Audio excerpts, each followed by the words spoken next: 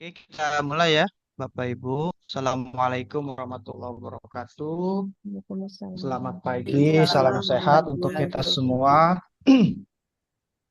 Bismillah, Alhamdulillah, wassalatu wassalamu ala rasulillah wa ala alihi wa sahbihi wa man wala. Asyhadu an la ilaha Waalaikumsalam illallah warahmatullahi wabarakatuh. wa asyhadu anna Muhammadan abduhu wa rasuluh. Rabbi shrah li sadri wa yassir li amri wa hlul 'uqdatan min lisani yafqahul qawli. Rabbi zidni ilma, zidni fahman. Amin ya rabbal alamin. Pagi ini kami dari kelompok 2 yang terdiri dari saya Muhammad Azhar Nawawi, Ibu Hening Windria dan Ibu Mulyati Mursak ya akan mencoba memaparkan ya teori belajar dalam pendidikan dasar.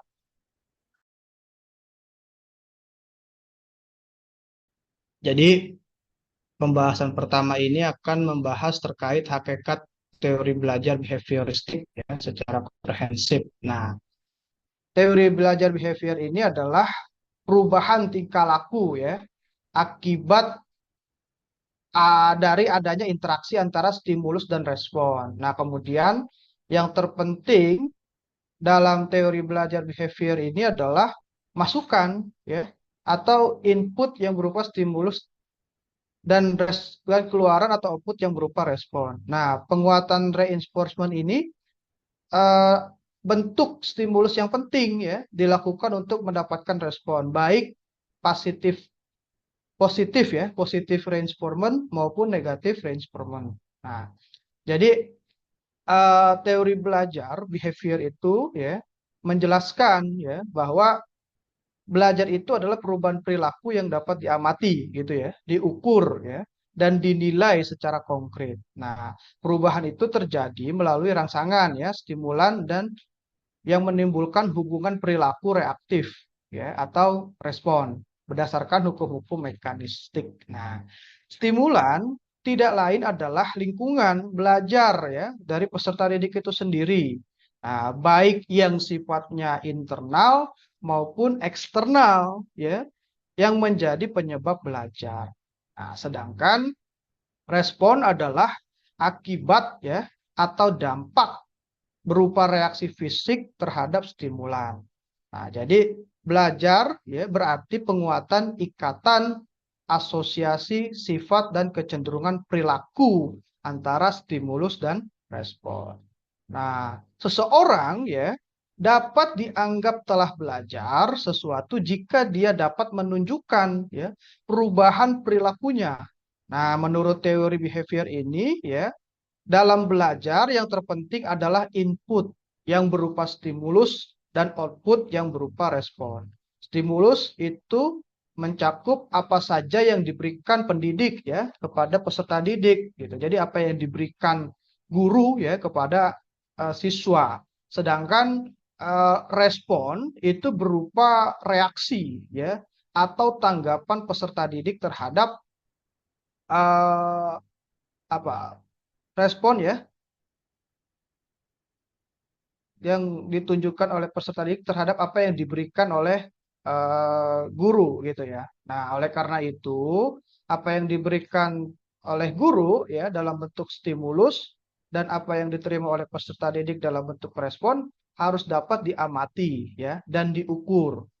Nah, teori ini mengutamakan pengukuran ya, sebab pengukuran itu merupakan suatu hal yang penting untuk melihat terjadi atau tidaknya perubahan tingkah laku tersebut. Ada kelebihan ya dan kekurangan dari teori belajar behavioristik.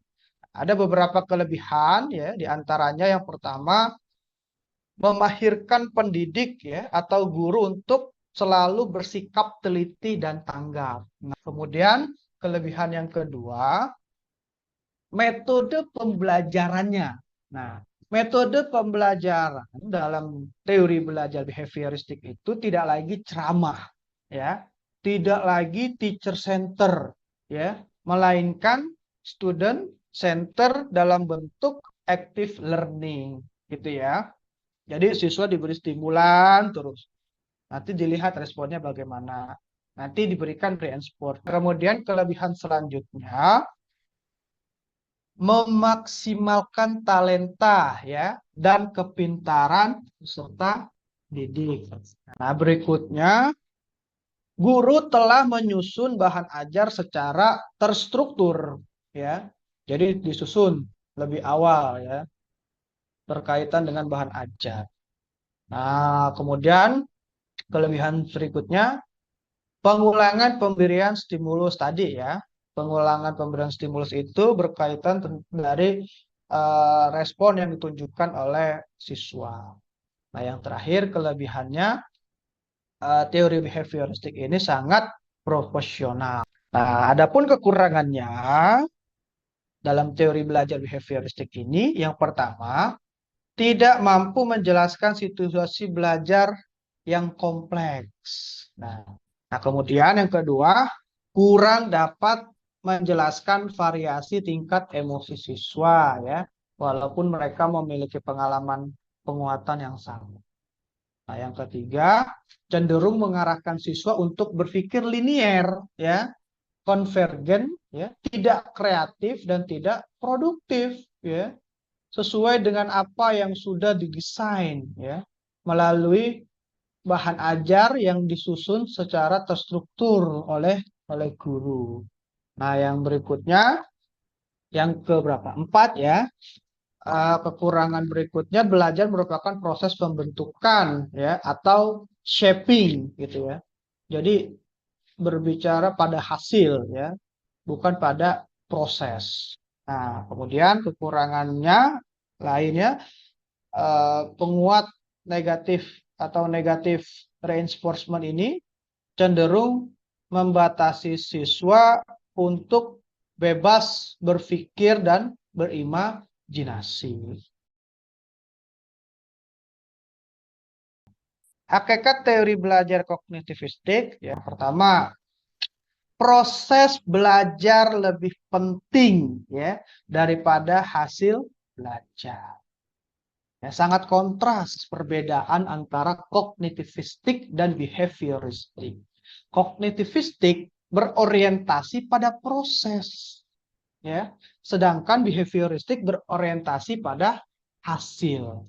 Nah, ini sesuai juga ya dengan apa yang dikatakan oleh Jean Piaget bahwa eh, pendidikan bukan hanya sekedar transfer of knowledge ya, bukan hanya sekedar transfer pengetahuan, tetapi penting untuk diperhatikan juga terjadi transfer of value ya, transfer nilai. Nilai itu artinya adalah prosesnya gitu. Apakah ketika dia mendapatkan pengetahuan itu dengan proses-proses yang tepat atau tidak. Kemudian yang berikutnya, hakikat teori belajar kognitif ini adalah belajar tidak hanya sekedar melibatkan ya hubungan antara stimulus dan respon ya tadi ya, tetapi lebih daripada itu belajar melibatkan proses berpikir yang sangat kompleks.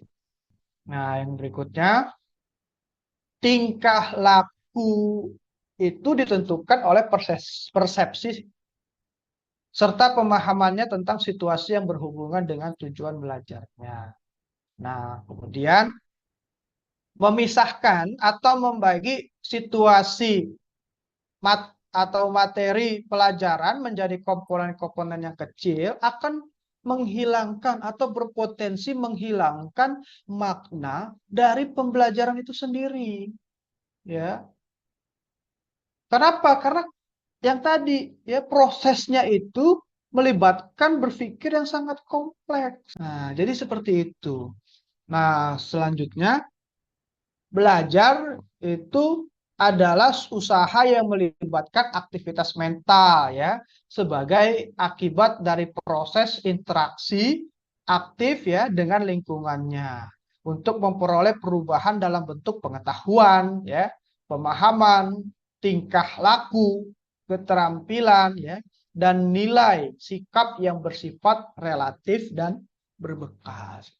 Ini adalah kelebihan dan kekurangan teori belajar kognitivistik. Nah, kelebihannya menjadikan siswa lebih kreatif dan mandiri. Ya, kenapa lebih kreatif dan mandiri? Karena pendekatannya itu by proses, ya, bukan hasil, ya, prosesnya yang diperhatikan.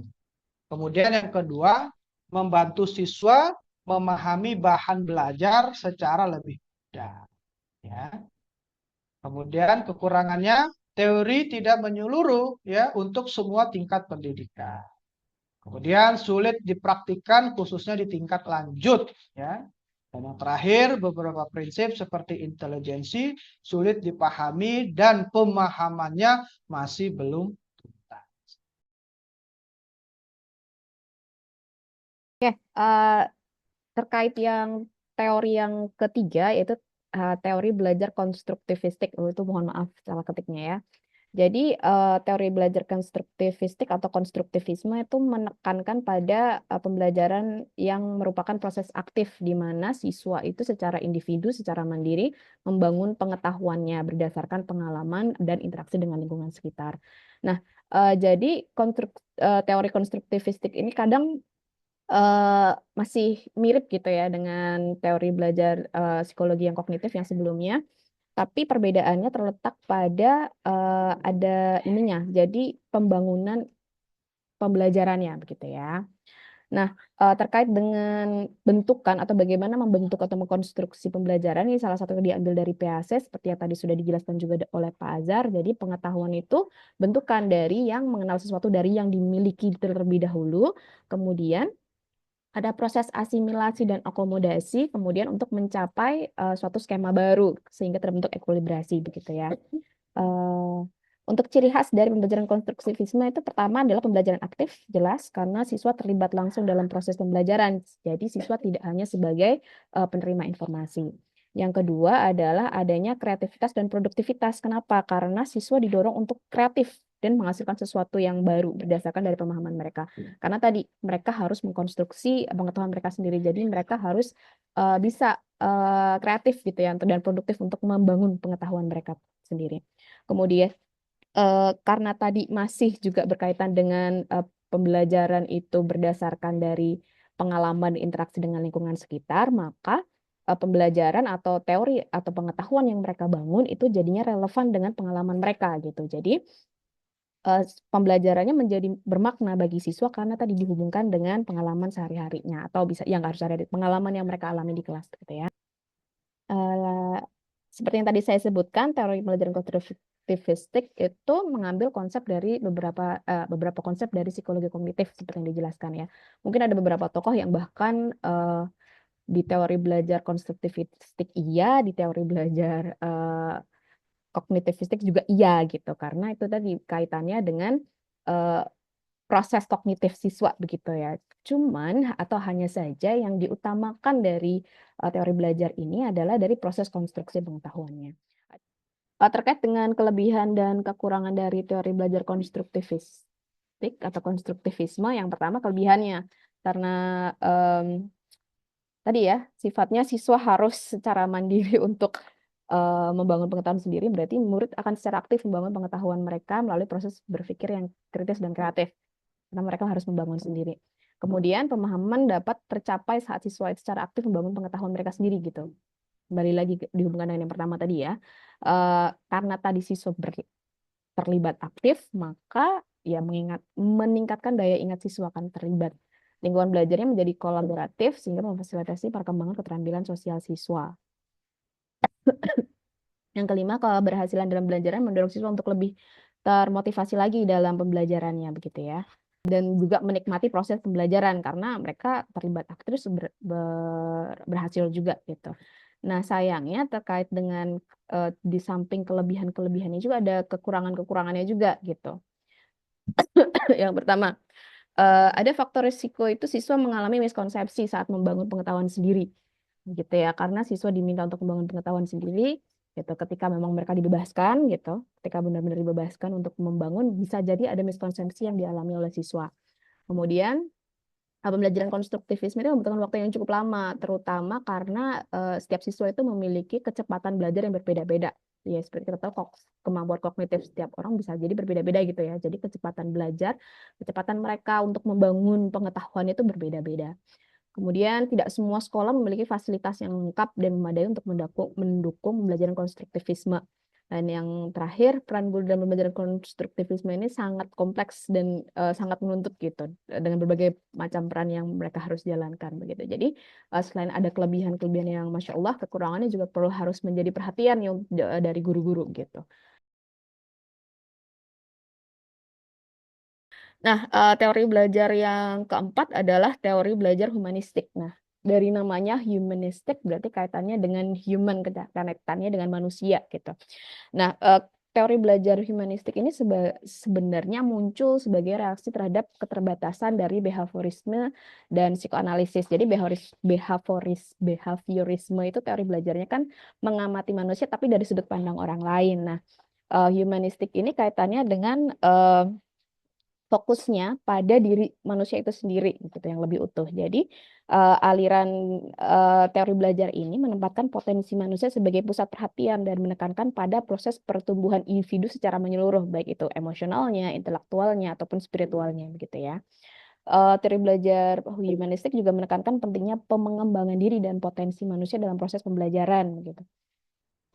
Proses belajarnya jelas berpusat pada siswa karena melihat siswa sebagai seorang individu yang utuh gitu ya.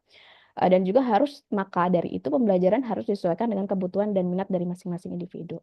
Nah, yang tertinggi dari teori belajar behavioristik ini, maaf, humanistik ini adalah penerimaan diri dan aktualisasi diri. Jadi nanti tujuan utama dalam pembelajaran adalah membantu siswa untuk mencapai potensi maksimalnya. Jadi kaitannya dengan pembelajaran itu tidak hanya mengajarkan materi atau bahan ajar saja, tapi juga untuk membantu peserta didik untuk mengembangkan diri mereka sebagai manusia. Kalau misalkan kaitannya dengan kurikulum yang diinikan pemerintah ya, yang dikeluarkan pemerintah, yang cukup terlihat itu sebenarnya di kurikulum Merdeka, yang ada konsep diferensiasi. Nah itu sebenarnya adalah kalau misalnya kita telaah lagi, itu akan berdasarkan dari teori belajar ini. Jadi melihat siswa sebagai individu gitu. Jadi pembelajarannya akan disesuaikan dengan masing-masing individunya gitu. Terkait dengan kelebihan dan kekurangan dari teori belajar humanistik, yang pertama, teori ini sangat cocok untuk mengembangkan aspek-aspek kepribadian, nilai-nilai dan sikap siswa gitu ya, karena tadi melihatnya siswa sebagai individu gitu. Kemudian teori ini menekankan bahwa setiap individu memiliki potensi untuk tumbuh dan berkembang karena tadi melihat human as a human gitu. Kemudian siswa yang belajar yang pendekatan humanistik cenderung lebih bersemangat, inisiatif, dan memiliki motivasi dari dalam diri karena pembelajarannya itu memang dirancang untuk memotivasi siswa secara intrinsik, bukan dari ekstrinsipnya gitu. Jadi bukan karena hadiah, bukan karena tapi memang karena semangat dari diri mereka sendiri. Kemudian siswa diberi kebebasan untuk belajar dan bertanggung jawab atas pembelajaran yang mereka rancang sendiri gitu ya. Kemudian teori ini mendorong pandangan positif terhadap kemampuan dan potensi manusia karena tadi dilihat manusia sebagai satu individu tersendiri dan mereka punya kelebihan dan kekurangannya masing-masing. Kemudian dari segi kekurangannya, bisa jadi tidak semua siswa itu memiliki motivasi untuk menggali potensi dirinya. Ini yang jadi masalah di teori belajar ini ya, karena tadi motivasi itu harus berasal dari diri mereka sendiri. Gitu. Ketika mereka motivasinya tidak berasal dari diri mereka sendiri, kadang mereka tidak bisa melihat atau tidak mau untuk melihat potensi diri mereka. Kemudian selanjutnya memberikan kebebasan yang terlalu besar pada siswa dapat berdampak negatif jika tidak diimbangi dengan batasan yang jelas. Jadi terlalu bebas tidak bagus intinya begitu ya. Teori ini cenderung mengabaikan sisi gelap manusia atau sisi negatif manusia dan lebih fokus pada karena terlalu fokus pada potensi positifnya saja gitu. Jadi tidak melihat um, hal-hal negatifnya, lihat positifnya saja. Gitu. Nah, konsep dalam teori humanistik selanjutnya itu seperti aktualisasi diri itu seringkali dianggap terlalu abstrak dan juga akan sulit diukur secara empiris karena kan setiap individu bisa jadi punya aktualisasi diri yang berbeda. Nah, ini kaitannya dengan ini ya penelitian lebih lanjutnya. Jadi bisa jadi penilaian aktualisasi dirinya itu menjadi lebih subjektif gitu. Makanya akan susah diukur secara empiris. Nah, dan dianggap ini juga kurang praktis karena sudah diterapkan dalam konteks pembelajaran yang nyata dan sudah diterjemahkan di dalam langkah-langkah yang konkret. Karena tadi dilihat per individu sehingga terkadang sulit diterjemahkan ke dalam langkah-langkah pembelajaran, apalagi misalnya di kelas yang harus ada RPP yang harus terstruktur begitu ya. Kadang ini agak lebih susah. saya akan membahas tentang teori konektivistik. Nah, dalam konteks sekolah dasar, konektivistik berarti siswa dapat mengakses berbagai sumber informasi dan belajar dari jaringan sosial mereka, termasuk teman, guru, dan sumber digital yang aman dan sesuai untuk anak-anak. Jadi, belajar melalui jaringan digital. Nah, contoh nyata yang sekarang kita lakukan ya, kuliah online menggunakan Zoom. Dengan teknologi ini kita dapat terhubung, berdiskusi, dan saling bertukar informasi meskipun berjauhan. Jadi teori konektivistik ini menekankan pentingnya jaringan dan kolaborasi dalam belajar yang kini semakin mudah berkat kemajuan teknologi digital. Nah, landasan filosofis konektivistik yaitu yang pertama pandangan tentang pengetahuan. Pengetahuan bersifat dinamis, berbasis jaringan dan tersebar. Yang kedua, peran teknologi. Peran besar teknologi dalam mengubah cara belajar, di mana pembelajaran terjadi di luar individu melalui akses ke jaringan digital. Yang ketiga, peran guru. Peran guru di sini bukan sebagai sumber utama pengetahuan, tetapi sebagai fasilitator yang membantu siswa mengakses dan memahami informasi dalam jaringan. Nah, sekarang kita masuk pada kelebihan teori ini. Yang pertama yaitu relevan di era digital. Nah, kalau kita lihat dalam konteks pendidikan di Indonesia, teori ini sudah mulai terintegrasi dalam kurikulum K13 dan diperkuat dalam kurikulum Merdeka tahun 2002 sampai sekarang. Nah, kedua kurikulum ini memanfaatkan teknologi sesuai kebutuhan era digital yang terus berkembang dan terhubung. Contohnya sudah disebutkan kelompok satu yang lalu. Contoh-contohnya itu yang pertama platform Google Classroom. Kemudian ada platform Merdeka Mengajar yang biasa digunakan oleh guru-guru saat ini. Dan melalui PMM itu guru-guru bisa belajar dan mendapatkan informasi karena terdapat banyak fitur yang bisa digunakan. Jadi platform PMM ini berfungsi sebagai ruang belajar dan pengembangan bagi guru untuk terus memperbarui pengetahuan dan keterampilan. Nah, selain guru, siswa juga kita bisa memfasilitasi siswa dengan berbagai game edukatif, edukasi interaktif, misalnya kuisis, aplikasi Word di dalam menggunakan aplikasi tersebut kita bisa membuat soal asesmen ya. Nah, yang kedua, kelebihan yang kedua yaitu belajar berbasis jaringan. Jadi siswa dan guru mengakses sebagai sumber pengetahuan melalui internet dan platform digital yang seperti saya sebutkan tadi, yaitu belajar dari jenjang informasi, berkolaborasi, serta berbagi ide untuk memperluas pemahaman secara dinamis dan interaktif. Contohnya saat COVID lalu ya, di mana saya juga sebagai guru waktu COVID itu menggunakan platform Classroom atau Zoom. Nah, yang ketiga yaitu kelebihan yang ketiga mendorong pembelajaran mandiri. Nah, kelebihan ini siswa tidak hanya bergantung pada guru sebagai satu-satunya sumber informasi, tetapi mereka didorong dan diminta mencari informasi untuk menjelajahi sebagai forum diskusi atau mungkin artikel, video. Nah, tapi pembelajaran ini harus ada pengawasan dari guru dan orang tua. Nah, yang keempat, belajar berbasis kolaborasi, yaitu guru bisa memfasilitasi siswa untuk belajar kelompok dengan memanfaatkan jaringan internet dan aplikasi belajar seperti yang tadi saya sebutkan. Yang kelima yaitu kelebihan kelima yaitu pengembangan keterampilan digital. Nah, di sini dengan siswa diberikan pembelajaran melalui jaringan digital, anak-anak siap menghadapi masa depan berbasis teknologi, di mana kemampuan mengakses, menilai, dan mengelola informasi menjadi sangat penting. Nah, selanjutnya masuk ke keterbatasan. Keterbatasan yang pertama yaitu memerlukan akses ke teknologi. Nah, ini karena tidak semua sekolah memiliki akses ke perangkat digital atau internet, sehingga peluang untuk mengembangkan keterampilan digital siswa menjadi terbatas. Nah, ini yang menjadi masalah pemerataan ya, karena di bagian Indonesia Tengah seperti tempat saya bertugas itu masih banyak daerah-daerah yang jangankan internet ya, akses jalan saja pun itu sulit. Nah, yang kedua yaitu butuh pengawasan ketat ya.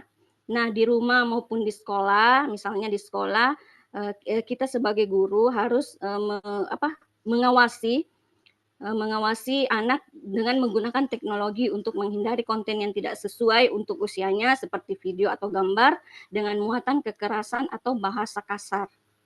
Yang ketiga, risiko informasi yang tidak valid. Nah, jadi yang keempat, meskipun ada akses internet, ada bantuan Chromebook, tetapi kalau guru yang tidak bisa menggunakan Chromebook tersebut dalam pembelajaran itu percuma ya. Nah, kesimpulan dari kelima teori ini yaitu teori behavioristik menekankan pembelajaran melalui respon terhadap stimulus, sedangkan sementara kognitivistik fokus pada pemprosesan informasi. Konstruktivistik melihat pembelajaran sebagai konstruksi pengetahuan aktif, kemudian humanistik berfokus pada pengembangan diri, dan konektivistik menghubungkan pembelajaran dengan jaringan digital untuk akses informasi luas. Nah, kelima teori ini penting dalam pembelajaran karena memberikan landasan beragam pendekatan untuk memahami bagaimana siswa belajar dan berkembang, serta akan lebih baik jika kelima teori ini diterapkan atau dikombinasi dalam satu pembelajaran. Ya, silakan Pak Fauzi. Oke, Assalamualaikum warahmatullahi wabarakatuh. Waalaikumsalam warahmatullahi wabarakatuh. Oke, Bapak Ibu, mohon izin untuk sebenarnya ini nggak tahu pertanyaan atau memang mau menambahkan begitu, saya kurang tahu gitu ya. Cuman rasa-rasanya ketika saya tadi melihat slide yang membahas tentang teori konstruktivisme itu tidak melihat teori Pavlov, teori Pavlov, ada nggak ya? Nggak ada rasa-rasanya. Nah, pertama, kenapa teori itu tidak dibawa kepada pemaparan, dan yang kedua adalah bagaimana implementasi teori Pavlov ini gitu terhadap kurikulum yang sekarang. Mengingat teori Pavlov itu, kalau misalnya izin menjelaskan sedikit, itu tentang teori belajar yang menjelaskan bahwa perilaku dapat dipelajari melalui proses pembiasaan. Begitu mungkin, Mas Azhar. Terima kasih. Assalamualaikum warahmatullahi wabarakatuh. Terima kasih Pak Fauzi pertanyaannya. Tapi kalau misalnya melihat dari penjelasan Pak Fauzi, dan setahu saya, ini saya takut saya salah ya. Setahu saya Pavlov tuh masuk ke teori behavioristik ya Pak ya. Karena itu melatih behavior, bukan ke arah konstruktivistik gitu. Kalau konstruktivistik itu kaitannya dengan mengkonstruk pembelajaran dari pengalaman gitu. Jadi kalau misalkan kita kaitkan dengan behavior yang disetting atau conditional behavior, itu akan kurang tepat sebenarnya kalau kita masukkan ke dalam konstruktivistik gitu. Kalau kita melihat Pavlov, beliau kan ini kaitannya dengan pembiasaan saja sih ke arah sana. Jadi misalkan mau dikaitkan dengan pembiasaan sesuatu hal yang baik, insya Allah itu masih menurut saya masih sangat baik gitu ya, karena ini kaitannya dengan pembiasaan kepada siswa, apalagi untuk siswa sekolah dasar, proses pembiasaan saya rasa akan sangat sangat membekas di mereka, kayak misalkan pembiasaan untuk belajar, pembiasaan untuk membaca buku itu perlu dilatih memang dari awal gitu. Untuk di awal-awal mungkin memang bisa berkaitan dengan hadiah, reward, tetapi tidak bisa seterusnya diandalkan reward saja, karena tidak bisa dipungkiri ketika siswa hanya melihat rewardnya saja, tujuan akhirnya adalah reward, pembiasaan itu jadi tidak terlihat begitu. Tapi betul ya yang disampaikan Pak Fauzi, teori Pavlov ini juga masuk dalam teori behavioristik gitu ya, karena dalam prosesnya itu melalui dua hal ya, stimulus dan respon. Tapi berbeda, orientasinya itu mengarahkan pada menghasilkan gitu ya, atau mendorong siswa memiliki respon yang sama gitu ya, bukan respon yang beragam. Kalau dalam kurikulum Merdeka itu sekarang itu ada namanya disiplin positif, menekankan pengembangan karakter melalui penghargaan, dukungan, dan penguatan perilaku positif daripada hukuman. Jadi dalam disiplin positif di sini tidak ada yang namanya hukumannya. Jadi yang ada itu pendekatan pembiasaan. Guru hanya menerapkan pembiasaan dengan rutinitas yang mendorong siswa untuk mengulang perilaku positif hingga menjadi pembiasaan bagi siswa. Oke Bapak Ibu, semuanya kita cukupkan presentasi hari ini.